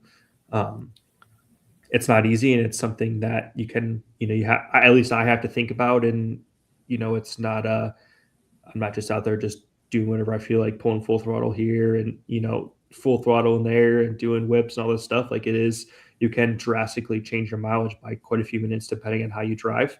If you're getting 11, 22 driving how you would typically drive, then I mean, yeah, I would definitely do the 10-minute stop. But you also have to kind of have in the back of your mind, like if you get by for an extra lap, how long is that extra lap? So if you're doing 20-second laps, and you might have to go 10:25 at the most. So, not a big deal. You still have almost a minute of extra run time. But if the lap times are 50 seconds long, then you're at 10, 50, 11 minutes. So you're cutting it, 15, 20-second window. So then that's pretty dang tight. And you have to make those decisions on the fly. And especially when you're doing longer mains that are 20 or 30 minutes, if you're getting 11:30, 11:20 run time and the lap times are 30 seconds, maybe the first stop, you're going to be in the pack a little bit, or if you're out front, you're still just kind of taking it easy. Maybe the first stop you do an extra lap and you come in at 10:30, see how much fuel you use, and then the next stop you do 10 minutes, and then for the last stint you're only at 9:30. And if you do get by for the extra lap, then you're at a maximum of 10 minutes still. So those are kind of the things you got to play through your mind. I wear headsets now, and I'm definitely discussing it with my pit guys, which can be a little bit stressful for them. And it's it is kind of on the fly. Like I've made decisions before, like as I'm coming in a pit lane, like, nope, I'm doing another lap, or I'm going to come in this lap, not the next lap. Like at least for me, like I said, I kind of play it by ear a little bit. I'm always fluid, and my people are always asking me, hey, when you're coming in before the race. And I'm like, I don't know. We'll see. see what we got. Yeah. And you have the other side of it too. When you're doing these longer stops, you obviously have less margin for error. So it takes a little bit longer in the pit lane. Maybe you short stop and you only do, maybe you come in at 8.5 or 9 minutes, and you're still doing the same amount of stops as someone who's doing 7.5, but you're just coming in a little bit later. You're getting track position for 2 or 3 minutes, where anybody in front of you is now behind you. And when you come into pit lane, you're coming in by yourself. And then when you come into pit lane, since you're getting such good mileage, you're not going as long, you don't have to wait that extra second to make sure the tank is 100% full. You just get it, okay, it's done. It's done. I don't have to sit there and hold it. You can kind of, throw it as you're going and do a second faster pit stop. Right. That still adds up as well. So for me, there's a lot that goes into the pitting, and I try my best to use it to my advantage, but you would be surprised, not even dropping a stop, but just coming in 2-3 laps later than everyone else, how drastically it can change the dynamics of the race by doing that. I've seen it many, many, many, many times. And the same goes for like a Joker lane. And you did this, like using Joker lane or pitting to your strategy, to your advantage of getting away from maybe a cluster of a kerfuffle that's in front of you. You get a bunch of guys that are just not letting you by and driving dirty. It may give you an opportunity to get away from them, or waiting to use the Joker lane, and just to get away from the mess that you're in. Something. Yeah, and maybe if you got no one behind you or no one close behind you, you even come in. I typically don't do this, but you come in a lap or two early. And then you have clean track in front of you. Try to put down a couple hot laps, and then maybe come out in front of a couple guys that you were stuck behind. Yeah. It's a lot for people to think about when they're driving, but it's obviously part of racing. So sounds like the pit strategy should evolve with the race. I agree, Daryl. Yep, for sure. Especially if you're getting good mileage, and you have that adjustability. Revolution Motorsport says, what's your idle gap, and do you adjust off that point or adjust pushing the low speed for idle? So that's going to be dependent on the rest of the engine. So like if I gave you where my idle gap was at, if your bottom end isn't in the same spot, then it's not gonna really be super helpful. And you're not gonna probably want to run where my bottom end is at. But I typically tune the idle a lot with the bottom end. So I show people, if you're having like a little bit of not a run on, but just having the idle hang up a little bit after you clear the motor out and kind of get through the whole range of power, typically that's a imbalance between the bottom end and the top end. So either your bottom end can be leaner or your top end can be richer is typically what that is. And most of the time you can fix that idle hanging up by leaning the bottom and then turning the idle down. And that will kind of get the correct balance between the bottom and top, and then it'll come down the idle quicker. So obviously you have to tune the bottom to not be too lean and, bogging and running on and stuff. But typically I will do a lot of the idle tuning with the bottom end, and then I adjust the idle from that. If that makes How sense. many races do you go on a turbo plug before changing? So I kind of covered that earlier, but short answer is I usually do one plug a race.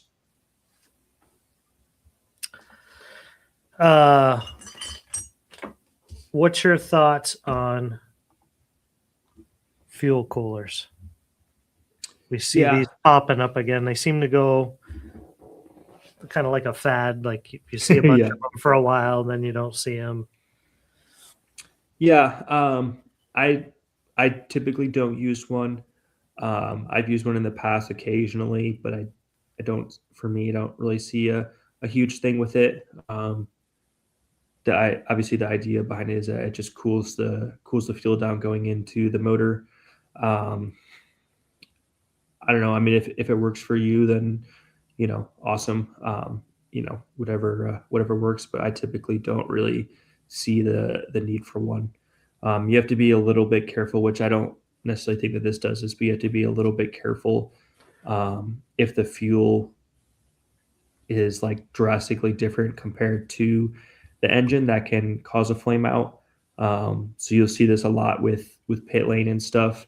And it's a combination of obviously having tank lid open and having air come in, but it's also just the really cold fuel getting shot into the tank and then going to the engine can cause flame outs, and it does make the engine quite a bit richer when you're leaving pit lane and kind of have like that load up feeling. So I typically kind of just don't mess with those fuel filters. All right. What about the rubber flexi caps on top of nitro motors? Should I be using one? Yeah. I've never tried one. I don't have any experience with that. I would say the main thing is just kind of keeping an eye on the temp and making sure that it's not affecting like the airflow to the cooling head, because obviously the goal of the cooling head is to keep the motor cool. So if you're covering that up and it's restricting airflow to that and kind of changing the temp, then that's just something to keep an eye on, I would say. So maybe if you want to run to keep the head looking fresh for pictures, go run a tank, check the temperature, and then put that on. Go run a tank, check the temperature, and just make sure that it's at least pretty similar. Does everyone tune a motor the same way, and is there a standard? Yeah, I mean, it can. You can actually get an engine to feel and sound and drive pretty similar, and have the tune be drastically different. So, like I said, the bottom kind of affects everything else, but there's a ways around that. So, if you have the middle really lean and the bottom a little bit richer, then you can kind of have a similar feeling to the bottom end being lean and the middle being richer. I've gotten, it's easy to get lost with engines. So obviously I have baseline specs that I can go back to, and it is kind of crazy sometimes, like how differently you can tune a motor and it sound and drive very similar, but the needles be in very different locations. So yeah, it's 100% possible. It's like I said, it normally starts because of the bottom end being in a different spot. So that's why I typically try to get the bottom end pretty dialed in, and then from there adjust everything else. And then your tuning is going to be more consistent. Your needles will be in more similar places engine from engine. And if you have similar engines, or even just if you're running like a J3 carb on two different engines that are a little bit different, but it's the same carburetor, if you have an engine that runs really good, you can kind of take those baseline settings with the calipers to kind of see where the bottom, top, middle, and idle are at, and then just kind of have something to go back to if you are turning in circles and the engine's not running very good. Let's talk air filters for a minute. Intakes. Is there a difference in what effect does it have having maybe a larger intake compared to a rounder one? Yeah. So anytime you change the airflow, it's obviously changing the ratio with the air and fuel. So typically, as you add more airflow, you're also adding more fuel. So the short answer is more air, more fuel, worse mileage. That's not always the case because, like I mentioned with the Venturis, if you don't have enough power giving you more power, you're going to pull less throttle, and then maybe save fuel that way. So it depends a lot on the driver and the track, but yeah, the more airflow, the more you're going to have to lean the motor out to kind of get that ratio back the same. Does anybody have any questions so far? I'm looking for a comment because I want to go back to it. I saw it earlier and I can't find it now. But Jerry asked, what is the formula to get an 11-minute run? So we've been talking for an hour and a half, and I'm hoping that out of everything Dakota has said, you kind of get the idea. It's not one thing. It's not buy this engine and you're guaranteed 11 minutes. It has to go with tuning, driving style, what are the conditions that you're in? Can you talk a little bit about that? I'm going to still look for this comment because I know it's here. Yeah. Yes, I would say just getting the fundamentals correctly. So having your dead band set correctly, making sure that your carb pull is correct and opening a certain, exactly whatever the Venturi size is, so you're not wasting fuel. And then from there, getting the tune pretty close, making sure that your tune is pretty on point for every race. The engines nowadays are a lot less sensitive to heat and humidity, but it still can kind of change a little bit here and there. An hour or two here and there can change the mileage quite a bit. I've seen an hour on the bottom end, be plus or minus 30 seconds of fuel on runtime. So it can be very sensitive. Once I'm, kind of getting to that point, I'm tuning with half of an hour increments to try to get everything exactly dialed in.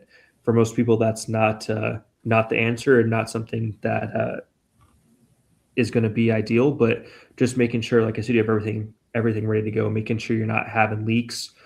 So those gaskets are nice and sealed up. The springs are tight. It's easy to check and very rare, but sometimes you will have an air leak from the carb bolt screw and nut or the back plate. So that's easy. You can check in to make sure that there's no nicks or anything like that in the air filter hose, making sure you have a nice air filter on there, changing those out. They're cheap.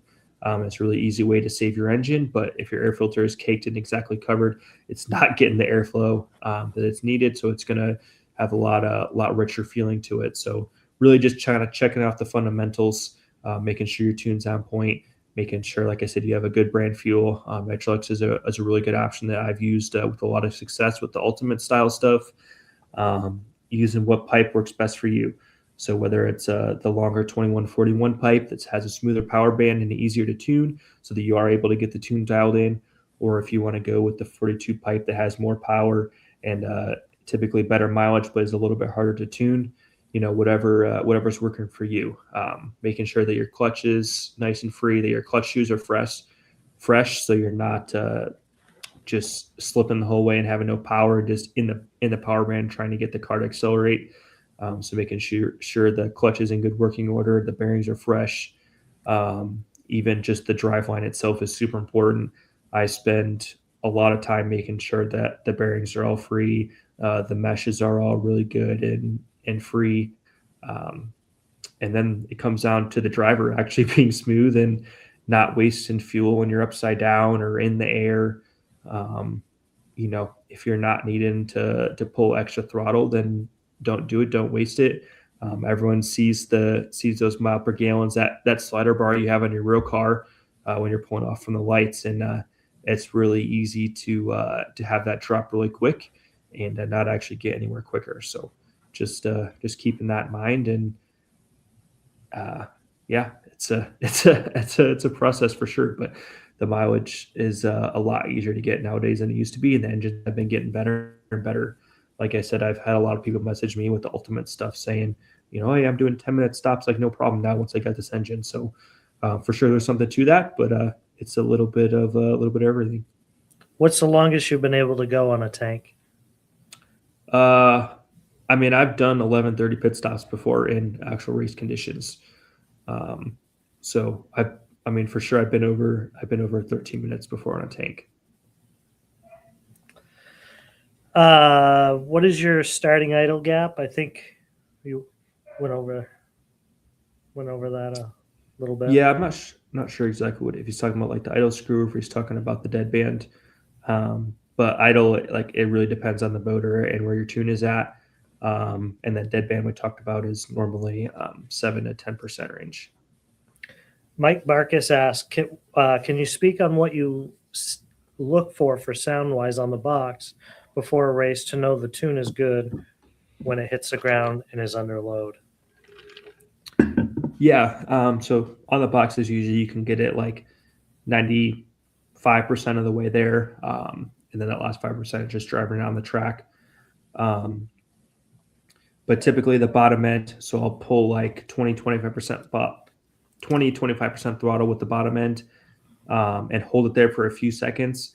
If it's like high revving, like you're going full throttle, then it's usually a good sign it's too lean. If it's just kind of sitting there just going brrr, that's usually a pretty good sign it's too rich. So I normally like to, for most people, I'll set it where it has just like a little bit of like a pep to it, or kind of just like not that much, but just kind of has like a little bit of like a pep to it. And then the bottom end is not like rich. It's not loading up a ton, but it's not also just going full throttle at quarter throttle. That gets you in the ballpark, and then from there you kind of clear it out, make sure there's a little bit middle and mid range, and then the top end. The top end scream pretty good nowadays, but as long as it's pretty close there, like the top end you can tune pretty easy on the track itself.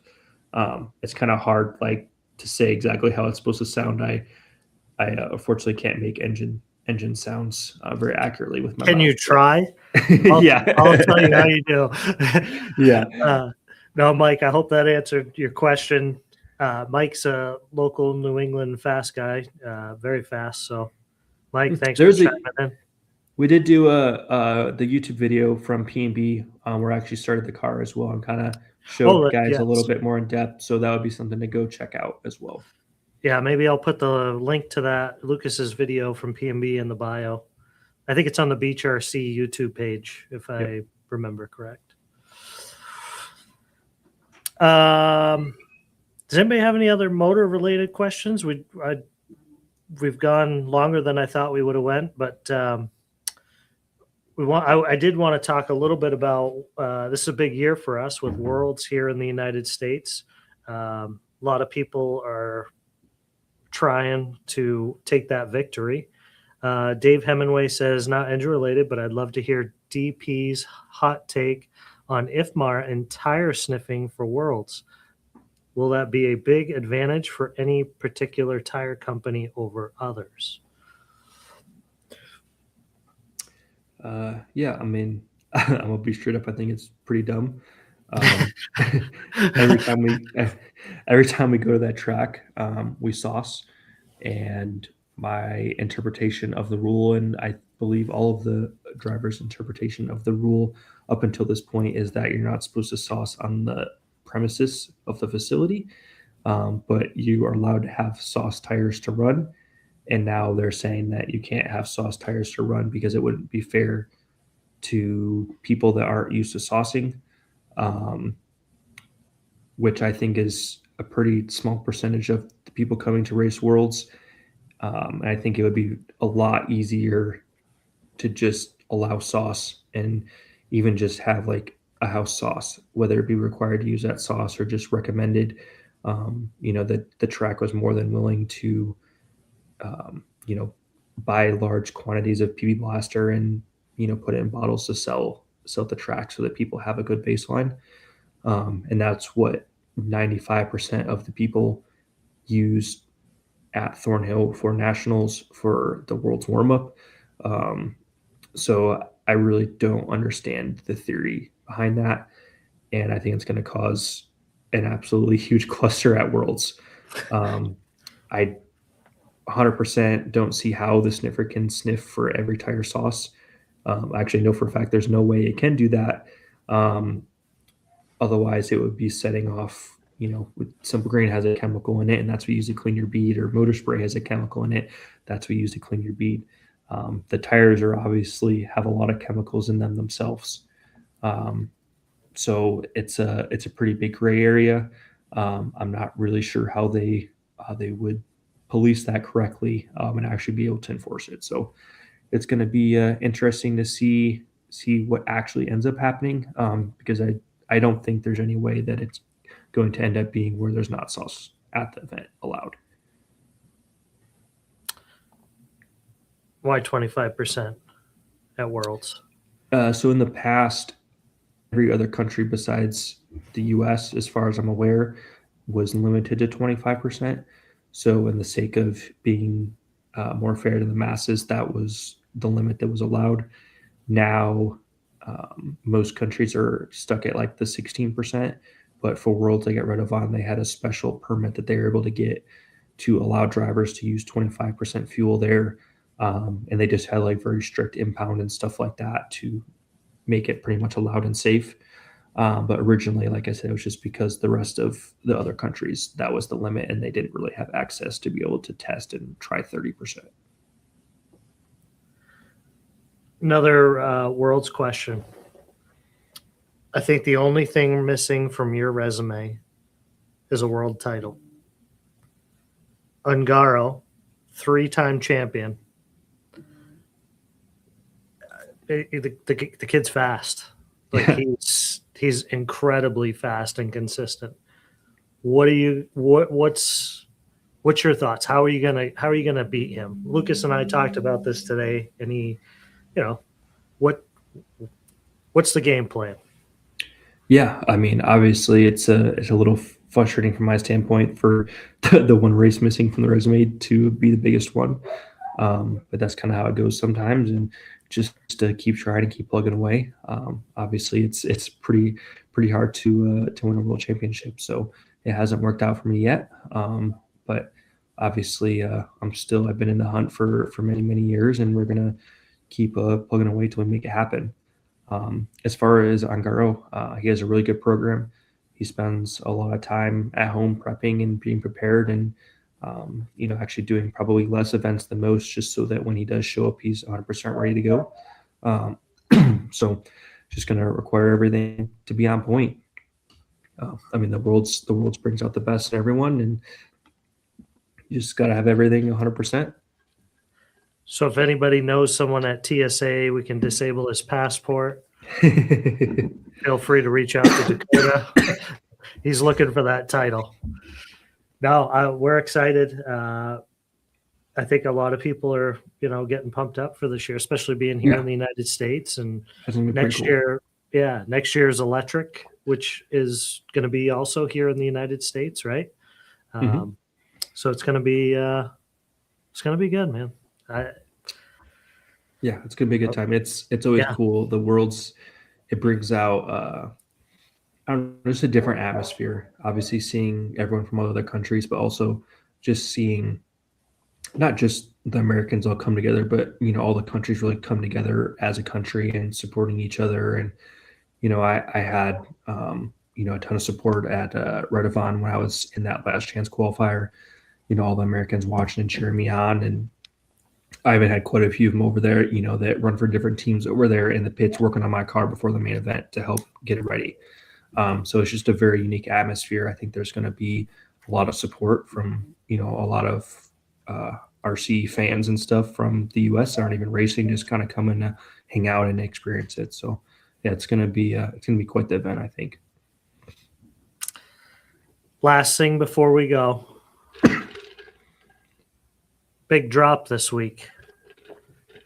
I am assuming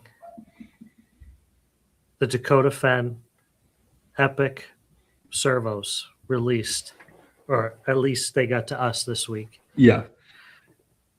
we're super excited about this. Can you tell us anything about it? You're selling them on your site, right? Yep. Or you can message I'm Dakota. selling them.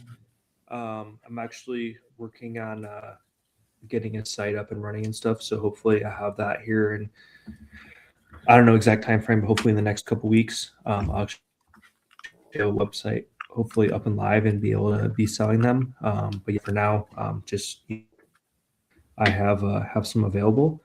But yeah, the servo is phenomenal. It super reliable. I haven't really had any issues with honestly any of the nitros. Has a pretty cool unique look to it now, and yeah, it's great. We actually do some like programming and stuff in it if you're inclined to, but it's pretty good to go right out of the box. And they did Drew did a really good job like with the packaging and stuff. I like the wood magnetic case and stuff, and just overall a pretty sweet servo. And these are limited edition, so it's not like there's 10,000 of these made. It's a pretty elite servo. So if you guys are looking for one, reach out to Dakota or us. We'll get you in touch with one, or be able to get your hands on one if you're interested. My son I can bring it up on the screen. What am I doing? My son Rowan is super excited to meet you, Dakota, at Worlds. Can't wait.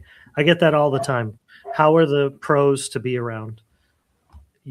Honestly, you guys are, as a general racer on the outside looking in, it's intimidating, right? Oh, Dakota Phend or Mason Fuller or Camden Lime, or you guys are normal people. You guys very much, you're a family man. You've got a new baby, Dax. You guys are very approachable. Don't be afraid to talk to these guys. I mean, they're not, I don't think. I'm just another dude that races RC cars. Obviously, I happen to be better at it than a lot of people, but it's just, I mean, I did this for fun for a really long time and was fortunate enough for it to turn into a career. But at the end of the day, we're all, we're doing this because we enjoy it. Yeah. And if people have questions, I mean, this is what I do. So if I don't have the answer, I can normally find it out from someone. And if you, we have a lot of time at the races typically. I mean, they get busy, but we always have time to say hi and help someone out. So.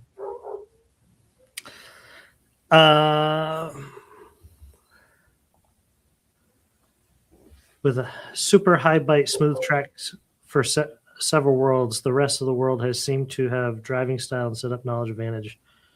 Do you expect that to show up again for these worlds like prior ones, or do you think enough of the knowledge and testing has been done for most of the U.S. teams and drivers to be truly competing, not just at Thornhill, but going forward? Yeah, it's a good question. It is a little bit of a, I wouldn't say an interesting take, but just kind of like an interesting thought. I think that in the U.S. we have a lot of different style surfaces. Obviously we have the 10 scale side of things, but the 8 scale side of things, DNC and Silver State are drastically different from what we're going to race on at Thornhill for Worlds. So there's a lot of different options we have, and that that means we're not racing on just one surface and getting that dialed in. It makes it a little bit harder, but we've had a decent amount of time to run at Thornhill. Nationals was there last year.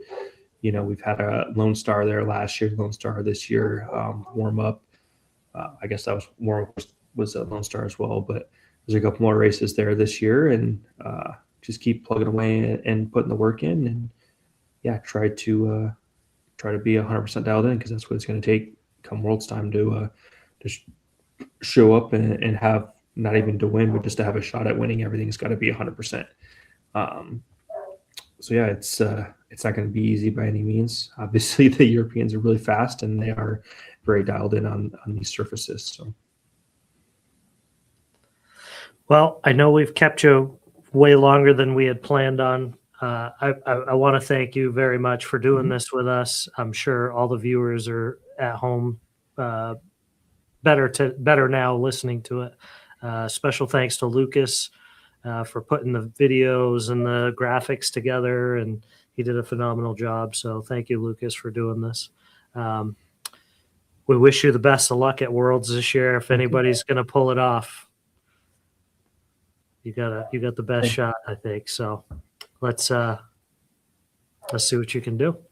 Thank you again. Yes, sir. Yeah, thank you guys. Hope everyone has a good night. And if you have questions about this or whatever else, just feel free to reach out, shoot me a message. Ideally, if you guys can do it on my actual Facebook business page. I don't really see the messages I get on my personal page. So make sure you find that business page and go ahead and shoot me a message. Yeah, and if you guys want the servos, message Dakota. He'll get you hooked right up. Thank you, guys. Have a good night. Thanks, guys. He can smell it. It's within reach. He's got 2 turns to go. Dakota Phend is going to sweep the 2022 Roar Off-Road Fuel Nationals. Dakota Phend, your 2023 Roar 1/8 scale Nitro Buggy Fuel Champion. Definitely fired me up. It pissed me off pretty good. Dakota Phend leading the way. It has been a huge change in his program. After 2 decades, he was running for TLR, a brand new change here in 2025. 2 more corners for him and 1 more decision to make. Is it paper or plastic? He's got this one in the bag. Your Roar National Champion, Dakota Phend. This is all I know. This has been my whole life.